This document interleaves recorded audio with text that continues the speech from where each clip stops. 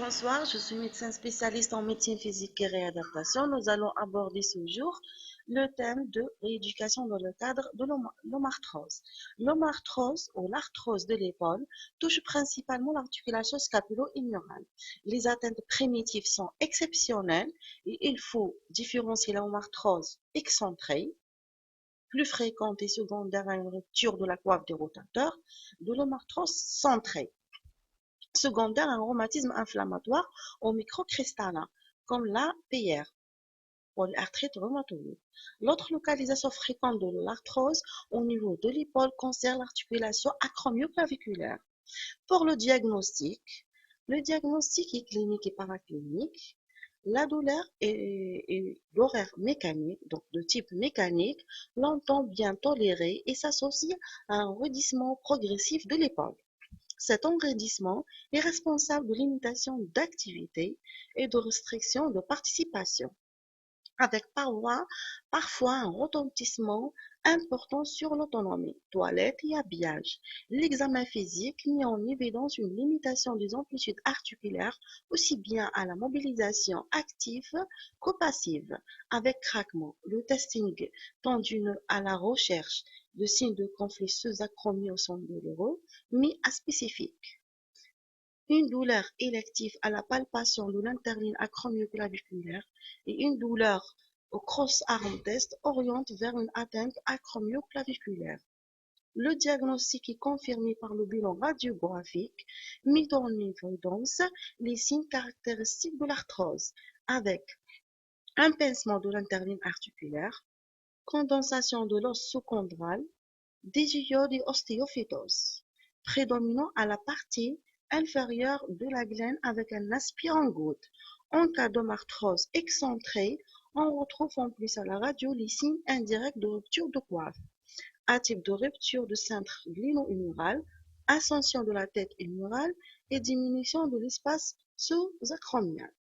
Pour la prise en charge de l'omarthrose, l'objectif principal est de réduire la douleur, maintenir voire améliorer les amplitudes articulaires et la capacité fonctionnelle du patient.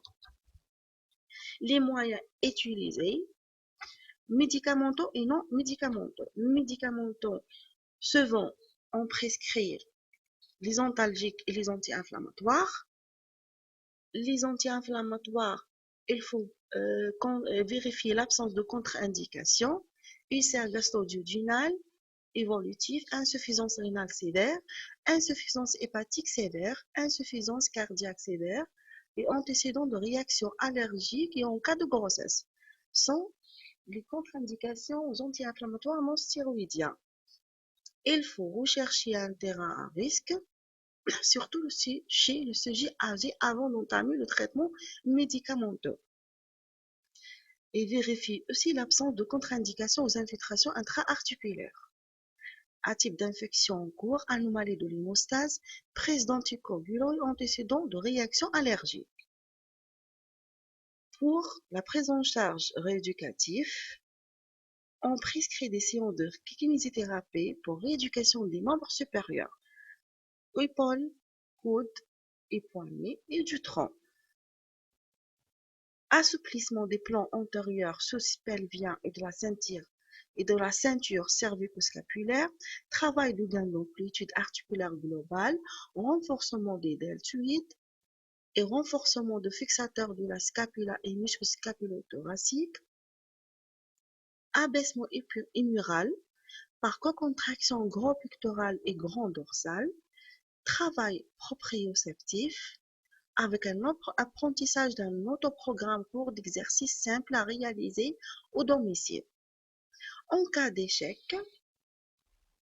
des traitements de première ligne et ces poussées conjectives aiguës, on doit proposer une infiltration intra-articulaire de glucocorticoïdes, bêta-méthasone 1 ml, infiltration écho ou bien radio guidée. En cas d'échec du traitement infiltratif, il faut proposer une prise en charge chirurgicale, prothèse, dont l'indication finale sera portée en fonction de la balance bénéfice-risque. En cas de marthrose excentrée, on envisagera une prothèse inversée à visée ontalgique. En cas de marthrose centrée et si l'intégrité de la coiffe du rotateur est vérifiée, une prothèse totale de l'épaule pourra être envisagée. Pour la surveillance de l'efficacité du traitement, il faut une réévaluation clinique de la douleur en utilisant l'échelle EVR-douleur avec réévaluation des amplitudes articulaires. Merci pour votre attention.